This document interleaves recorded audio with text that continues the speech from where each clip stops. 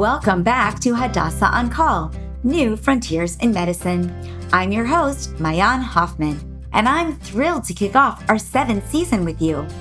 Over the past year, we've explored topics that really resonated with our listeners, from ageless intimacy to navigating the autism spectrum to paging Dr. AI.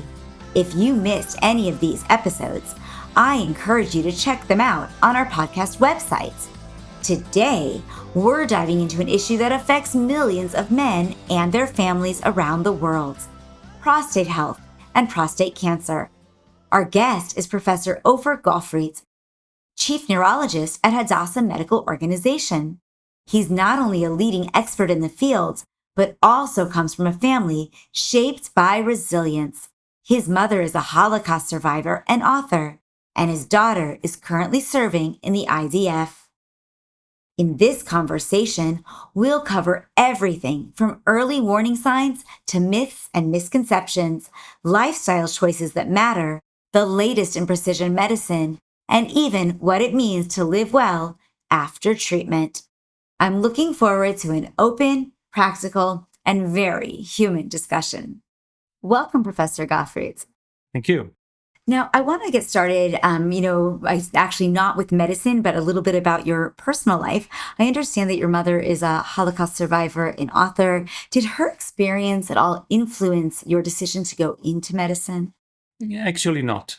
And actually, when I took the decision, she was not a Holocaust survivor at the time. And I may explain, it will take 1 minute. Okay, is that please. okay? Yes, please. All right. So she was born in 1935. And she lived in a small village like 70 kilometers away from Warsaw called Biała-Rawska. It's now famous because of this story. And she lived with her father and mother. She's an only child in a very secular life there.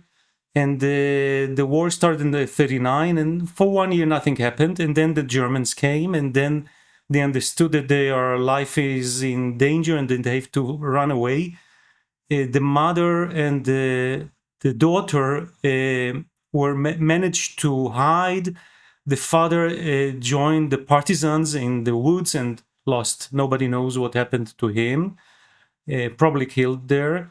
And then the mother and the child that was like 5-year-old managed to get to an attic in Warsaw in Żelazna Street 64. I've been there several times, and just across the street was the Jewish ghetto.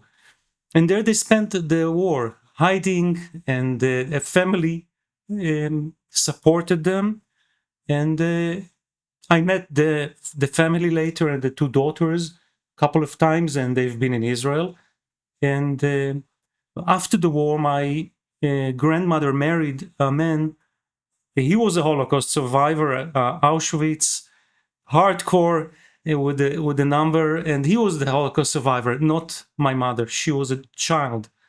Actually, only after her mother died, she started talking, and then the book came out. But during the time when I took the decision, she was not a Holocaust survivor. She was a nurse, a head nurse in Tel Aviv, and this had nothing to do with my decision. My decision was based on my interest in science and the inspiration I got from Galilee and from Semmelweis and Lister and all the great Pasteur, and nothing to do with the Holocaust. I'm sorry. No, it's all right. That's why we ask. I always want to learn about people a little bit and their family. I also was reading about your daughter being in the IDF, being in a very good position in the IDF. So now I want to jump into the questions that obviously relate to the core reason for this podcast, which is about prostate cancer.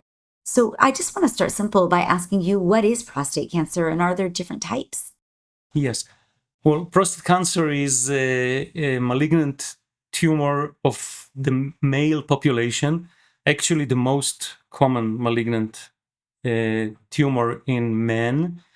More than twice its next in line. And we are still studying this fascinating disease. The risk, well, if a man dies in, let's say, car crash and he's been cut to pieces, like a 70-year-old man dies in a car crash, about 70% of them will harbor prostate cancer. And this will not affect their life, or they will not know about it. And this is like a big shadow over our clinical work, but that always we are always afraid that we're treating those that do not need any treatment, and finding out which one does and which one doesn't is one of the main core interests in prostate cancer. And of course, there are ways, or we believe there are ways, to discriminate these clinically significant from the clinically insignificant tumors, and maybe we'll get to them a little later. Yeah, I mean, hopefully, because I definitely think people, it is very common, as you said, and people are concerned about whether or not they should be treated or they shouldn't, and when should they be checked. I mean, prostate cancer, though, is, as you mentioned, often thought of as an older man's disease. Would you say that's true, or should men maybe start screening earlier in order to preempt it? Yes, good question. The current guidelines recommend start screening for prostate cancer at the age of 50.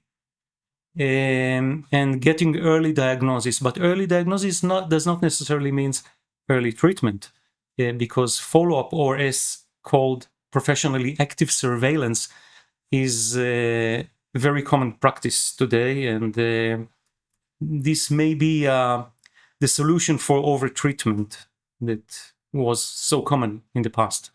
Do people have a good prognosis when they get prostate cancer? Like, if they have that early screening, do people generally survive? Yes.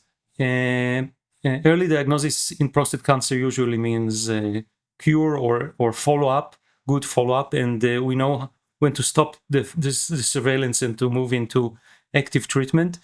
And if you are under surveillance, then nothing bad will happen, really. What are the most common signs or symptoms of the cancer? There are none. No. The symptoms and signs of prostate cancer are bone pain, which obviously is very late sign. And if you're being diagnosed because of bone pain, it's like it's too late for cure. There's still very good remedies and all kinds of treatments, even at that step of the disease. Wow, that's actually interesting. So in other words, if you don't do the screenings, though, you really might not know until it's too late. Correct. So screenings are clearly very... If it's clinical disease, it's always too late. So that makes sense. Now, what protects against prostate cancer if you wanted to not get it? I mean, like vasectomies, for example, frequent ejaculation, maybe a good sex life. What those things help? Well, that's a good question. There's nothing specific that you mentioned. But whatever is good for the heart is also good for the prostate.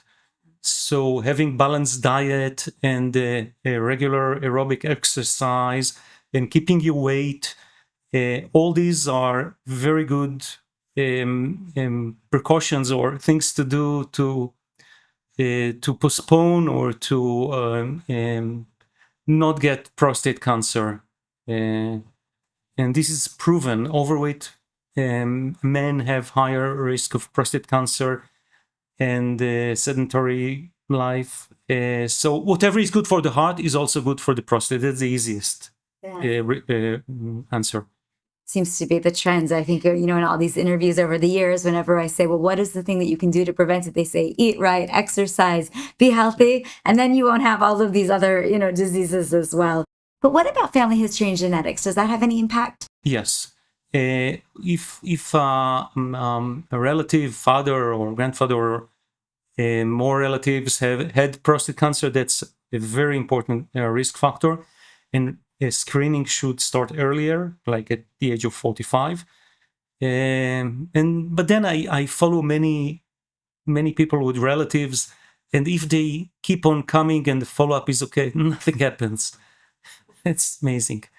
So it's interesting because lifestyle, you said, is impactful, and genetics is also, but then could it possibly be, like, I know with like type 2 diabetes, It's a little bit genetic, but it's also more lifestyle. And so while your father Absolutely. might have it, if you're healthy, you probably won't get it. Absolutely. Yes. It's exactly like this. So, Now, what about like vitamins or supplements? Is there anything that you would recommend that people take that adds to that healthiness? the vitamins and supplements are good for the company that manufacture them, not for the consumers. For the customers, no, nothing, none. Nothing needed. Personally, I do not take anything. And Makes sense. What is PSA testing? I was reading about that. What is that? PSA. PSA is actually an enzyme, a protein, an enzyme manufactured by the prostate, and its physiological role is to liquefy the semen. After expulsion, the semen coagulates, and the evolutionary idea behind this is to coagulate it in the cervix, the uterine cervix. And once the egg will arrive to the uterine tube, she will meet a sperm there. The egg is very sensitive and has a very small range of life that it can be fertilized. And the compensation for that is the male that brings millions of sperm cells, and the coagulation, a fascinating process by itself, very different from the coagulation of the blood, keeps it in the uterine cervix, and the PSA, the enzyme, it breaks the coagulum little by little, and there is a continuous supply of sperms to the tubes. Once the egg will arrive, it will meet sperms. But this is far away from what we are concerned now about prostate cancer. So it's a physiologic enzyme. Now in the 80s, it was found that these enzymes can be located in the blood, and that patients with prostatic conditions like benign prostatic hypertrophy or prostate cancer have elevated levels in the blood.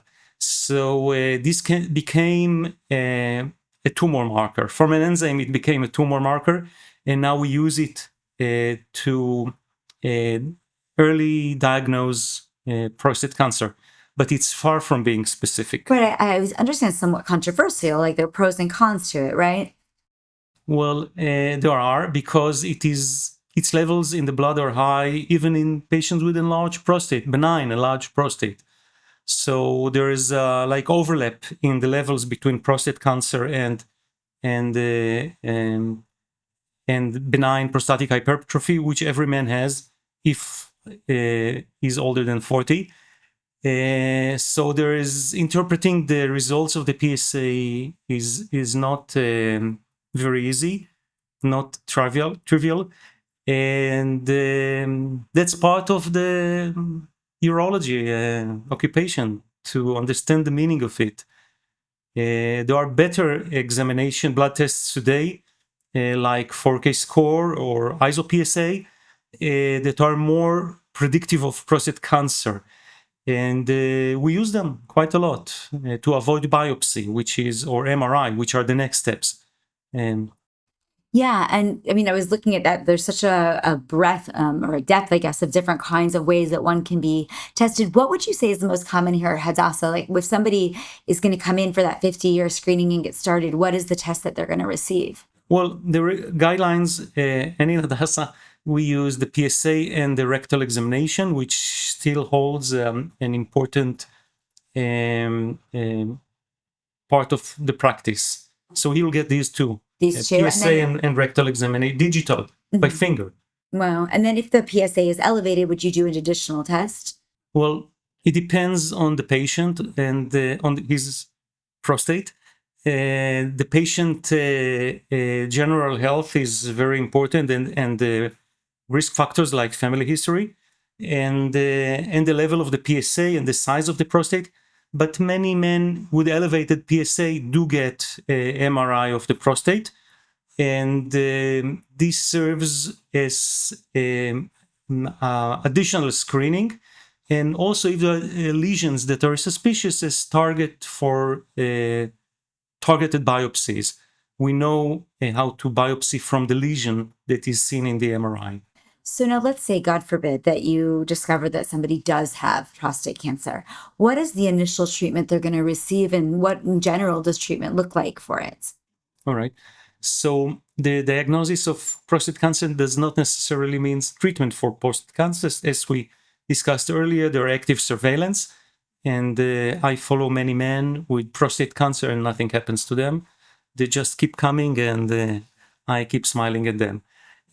But there are criteria where you have to move to active treatment. And these are based on PSA, on the finding of the biopsy. If it is high grade, then no doubt that this man is at risk of metastasis, and treatment should be done as early as possible. There is another important imaging test called PET PSMA, Okay. and in PET PSMA, this a tracer is injected which trace the prostate and its metastasis in lymph nodes or in bones, and we use it in patients with high-grade disease to discriminate metastatic from non-metastatic disease, and those that will get localized treatment, surgery or radiation, and those that will get systemic treatment. Okay, so I want to also, I guess if you're getting this treatment, then you're monitoring it during the process. Is prostate cancer generally fast or slow growing once it's become metastasized, once it's active? Like, is there a stage 4, like we talk about with other cancers? All right. The localized prostate cancer is extremely slow disease with doubling time of months and years. But once it's metastatic, then it's a different ballgame. And this could be quite fast disease with a month till it's doubles.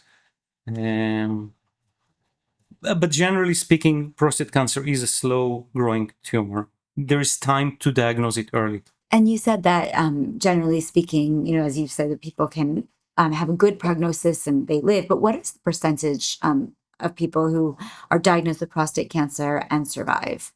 Well, I guess most of them survive. So in the 90s, Yes. or Yes. Uh-huh. And they are left to die from other reasons. Like everyone But that's else. medicine, yes, to postpone it and to... Right, for sure. Now, if a man is treated and he goes into remission, so he's going to survive the cancer, does that affect his daily life in any way, or his sex life even? Yes. Unfortunately, many of the treatments do affect the erection, because the erection nerves, the cavernosal nerves, they really cross on the prostatic capsule. So if you do radical surgery, you can preserve the nerves. They are microscopic. We know where they are, but we don't see them in surgery. So we can keep them, preserve them, nerve-sparing surgery. But nerve-sparing surgery does not mean erection-sparing surgery. And because they are very sensitive, and just one touch will damage them. So I always inform the patient that erection post-surgery will not be the same as erection pre-surgery. Now, radiation also, the nerves are sensitive to radiation, but it takes longer. The injury is, the loss of erection occurs later.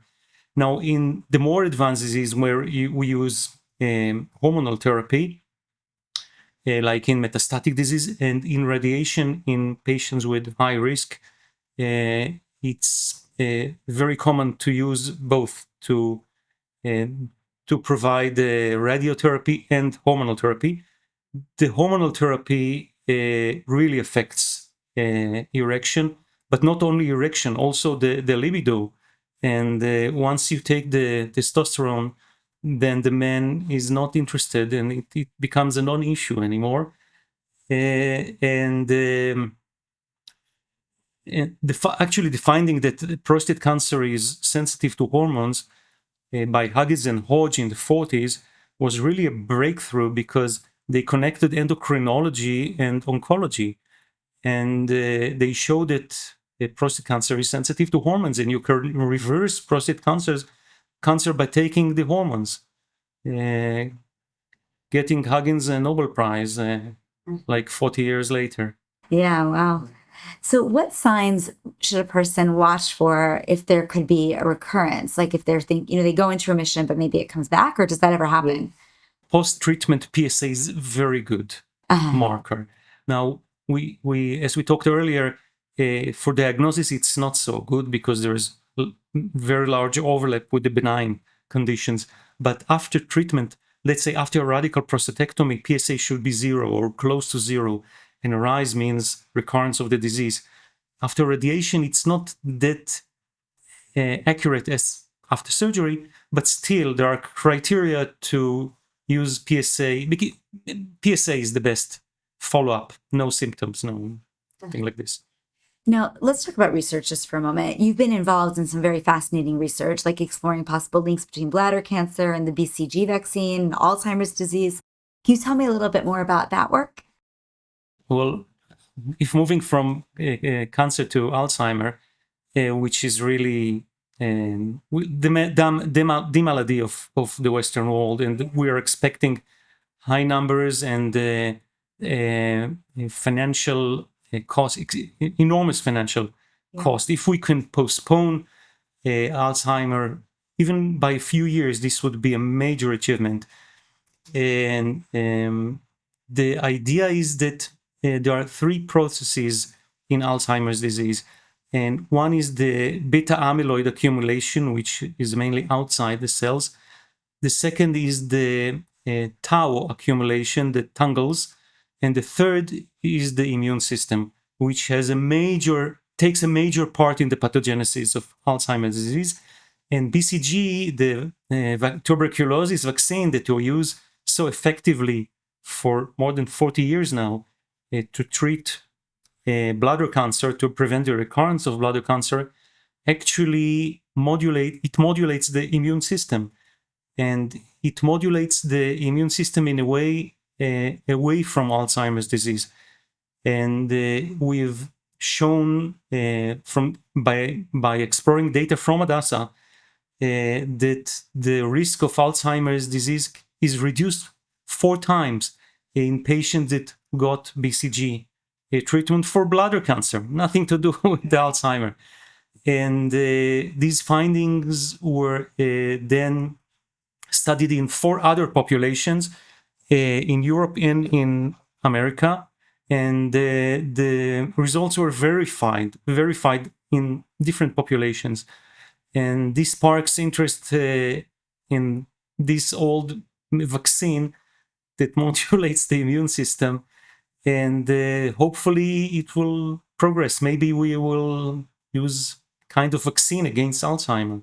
Right. It's interesting. I do a lot of work with the Davos Alzheimer's Initiative and George Brandenburg, and he's really into the idea of being able to have an Alzheimer's vaccine. He speaks a lot about that. And this is interesting because this is an existing vaccine rather than having to develop one. And you came onto this because of your work as a urologist with bladder cancer. That's what led you to kind of put this together. It's not my idea. It's the idea of some crazy old folks from the medical school that approached me. Berkovier, who is now not with us, and Klein and Greenblatt, the 2 old guys that are with us and are still very active and very bright. No Alzheimer with these 2 guys. Did they get the vaccine? I got the vaccine, but actually I got it in when I was born. And yes, it was customary to give the tuberculosis vaccine to newborns. In the delivery room, I got BCG. Nobody asked me or asked my permission. But I guess you're grateful now. I got BCG, and I'm still immunized now. When I arrived at Chicago for the fellowship, they did some kind of test, including MAN2, tuberculin test, to see if I have tuberculosis. I told them, don't do it. I'm positive. I'll test positive. And they say, oh, no, we do it for everybody. And I was positive, and everybody said, oh, I got tuberculosis. I told you. I got BCG vaccine. Said, take a chest x-ray and they'll see nothing. And they did x-ray and okay, you're fine. So I'm positive. And but at that time, when I was born, They were doing BCG vaccination in all Israel except in Jerusalem. They were not doing it in the States, and the strength of the Hadassah women in Jerusalem stopped this vaccination. He said, what is good for America is also good for Jerusalem, which is usually right. And maybe this was also right. So I'm got the BCG myself, and I'm still positive. I still carry these bacteria in my lymph nodes, in my cells, lifelong. Wow. And maybe I'll not get Alzheimer. Well, I was going to say we should check in about 10, 20, 30 years. But the idea was not mine. It was the idea of the old folks from medical school, and I was just their tool to prove it. Because I had the database and the patients and this fascinating idea. Yeah, and so it's really could have to be groundbreaking if it comes to fruition. But the credit is for Greenblatt, Klein, and Berkovier from medical school. So now I just want to go back to prostate cancer for a moment and look ahead at AI, precision medicine, these kinds of things. Are they changing the way, or will they change the way we detect or treat prostate cancer at some point in general, but also here at Hadassah? Yes. Well, the guidelines from 2025, both the American and the European do not hold anything about AI, but the patients do. And patients come to me ready and with the right questions, and they are educated, which is good. I love educated patients, but in the current clinical daily life, not yet. Mm-hmm. I guess it will. It will. Yeah, there's a vision for it. Yes. So just to wrap up, I was wondering if you could share something like a story of a memorable patient or piece of advice, maybe that you want to leave our listeners with. Well, the advice that I can give is go to a big hospital that has all the facilities and all the options, especially if you're doing a surgical procedure. Most procedures go well without any complication, but if something does happen, you would like to be in a big hospital like Hadassah that has all the facilities and can cope with all complications and all events. This is the recommendation I give to my patients and to everybody, I guess. Go to Hadassah is always a good recommendation. Well, Professor Gofrit, thank you so much for being here today. Thank you for having me.